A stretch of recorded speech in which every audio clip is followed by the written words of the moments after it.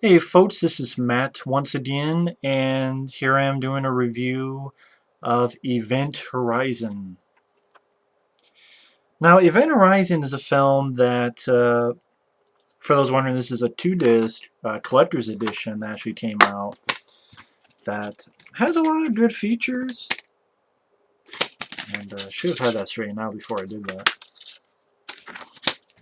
And has like 5 documentaries, has a commentary, has the unfilmed rescue scene, the filming of Event Horizon, Point of No Return. A lot of stuff to it. Sorry about the glare. But Event Horizon is a film I knew about since back in 1997, actually. And I remember that was a time where I actually had HBO, and I believe they had a making of on HBO about the making of this film. And long story short, I was really intrigued by this flick, and ever since I first saw it, I really enjoyed it. Now, this is written by Paul W.S. Anderson, and to be honest, I think this is when he was a good filmmaker. That's my opinion. I'm not a big fan of the Resident Evil films, especially the last couple that he's been directing, which is why I kept calling him Paul Wild Stanley Anderson, because I don't really respect those films. I do really enjoy Mortal Kombat, and I really enjoy this film. I think this is I can never pick between this and Mortal Kombat, which is my favorite. But this is, I thought, top-notch directing by the guy. I really do. I mean, I like Death Race. I like Mortal Kombat. I thought this was top-notch directing. I mean, the plot of the film is pretty much you take The Shining or The Haunting and you put it in space. I like that idea. I really got a kick out of that idea. I haven't really seen that idea done a lot. It's not original. I mean, there's a lot of elements you see of, The Shining and The Haunting, like I mentioned.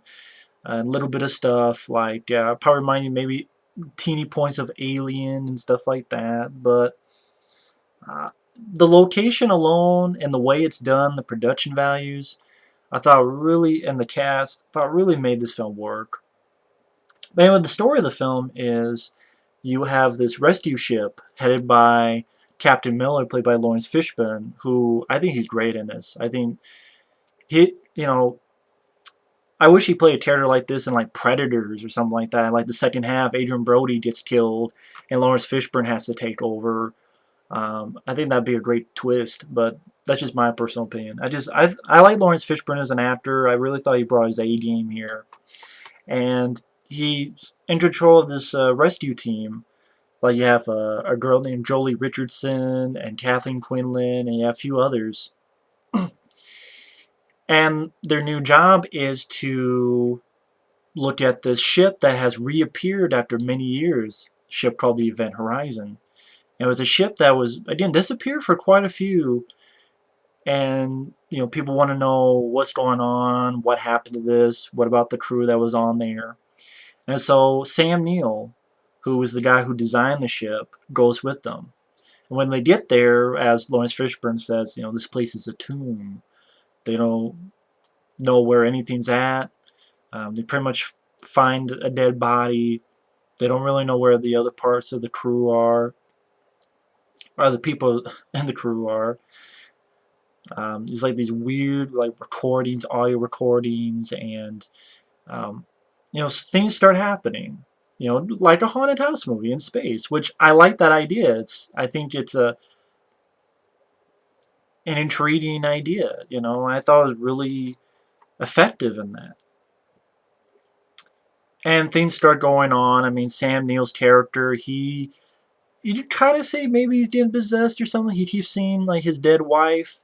I really enjoy this sequence where he's in these air ducts and like greenish air ducts, and the way that's filmed, where the lights keeps flickering on and off, and he's wondering what's going on, and then when they flick on, the woman appears. I swear those air ducts appear in Dead Space 2. When I was watching my friend Michael Keane play Dead Space 2, there's one of the times where the character goes in the air ducts. I'm like, those air ducts look exactly like the ones in here. I may be flipping my mind, but I don't know. But yeah, things start happening. They realize that the ship's alive, that it kind of knows your fears. Like Laurence Fishburne, there was something that happened to him. He tried to save someone. Kathleen Quinlan is about her son, so on and so forth. And uh, basically, the reason this is all going on is that uh, this ship was part of an experiment. And how Sam Neill explains is, say you're here and you want to go to this part of space, this part of the universe, so to speak. What the ship does, it has this sort of gravity drive, but you find out it's kind of like its own black hole in a way. It bends. I don't know if you could say it bends the universe or bends whatever, so the ship can go through. And so instead of this side, it's on this side of space, the universe, the galaxy, how you want to call it. But what did it go in between? And you could get the idea that it went to hell, or to at least a hellish dimension, which I said, you see images of this, and I know this film is a lot bloodier. This film's bloody enough as is. I mean, you get someone get killed, they're hung up here, and their fucking guts are like on organs, I should say, are on the table, and like their skin is hung here. Like, as one reviewer said, Pinhead would be proud. There's one where they think they see something, they fall, and as they fall, they this fall and they smack the ground and almost explode, almost. Just really like, oh, ooh, shit. Uh, but what the hell was I? Yeah, it was much more violent, and I guess the test audiences as well as the Paramount and a lot of stuff, they didn't like that, so they told him to trim the shit. And I know the director wanted a director's cut, but of course Paramount, or they're called Pear Pricks, they didn't save the footage. You can see the footage on like a bad VHS type stuff, but to me, it's just like Friday the 13th Part 7, The New Blood, where you'll never see an uncut version of that because Pear Pricks decided, nope, we're not going to save the footage. We're just going to let it rot away. So the only way you can see is this terrible VHS quality. So it can never, it's not the pristine quality. So you'll never see an uncut version of Friday the 13th Part 7, which pisses me off. And you're not going to see an uncut version of this, a true uncut version, which is sad. But anyway, uh, I'm more pissed about Friday the 13th Part 7. I mean, this is bloody enough as is. This is bloodier than a lot of Friday the 13th movies, really enough. Especially later sequels like Part 6 and 7 and 8 and stuff. But anyway, uh, yes, things start happening and uh, shit gets real. Shit goes down quick. Why do I love this film, though? I understand it's not original. I mean, there's a scene that one of the crewmates are seeing this vat fill up with blood, and then it explodes, and this river, like wave of blood, floods through them. And it's like, okay, so it's like the elevator scene in The Shining. But at the same time, for some reason, it didn't bother me in this film. I'm like, okay, go for it. You know, blood, let blood drip down the wall. They didn't do that, but that would have been Amityville Horror. But I'm like, go for it.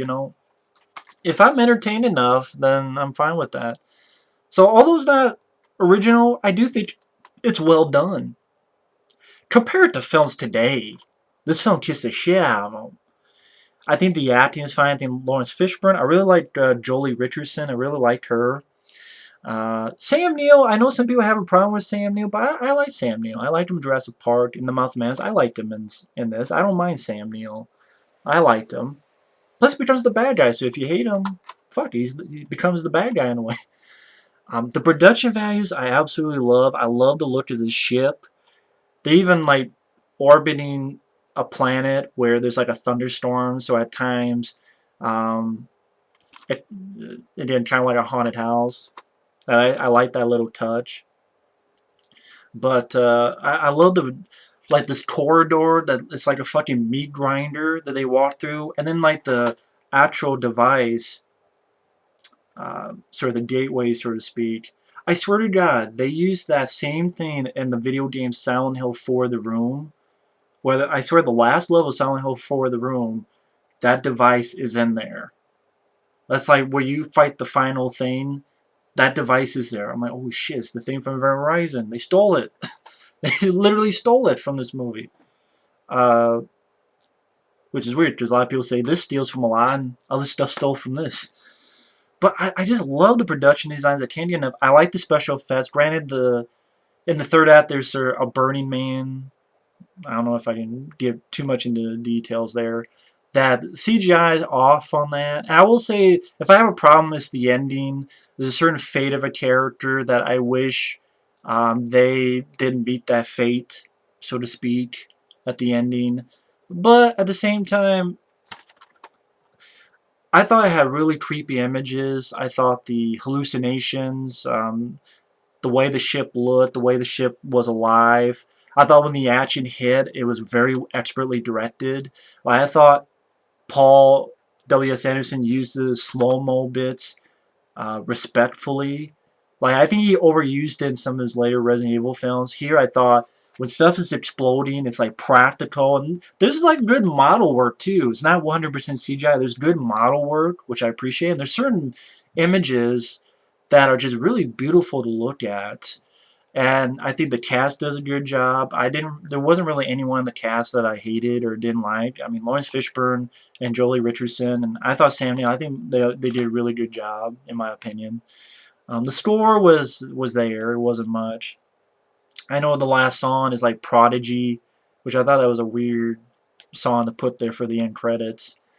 Um, Certain scenes I thought were pretty decently done. Like there's one person who tries to commit suicide by getting in the airlock, and you see like you get the idea his eyes explode, and there's blood and slow mo.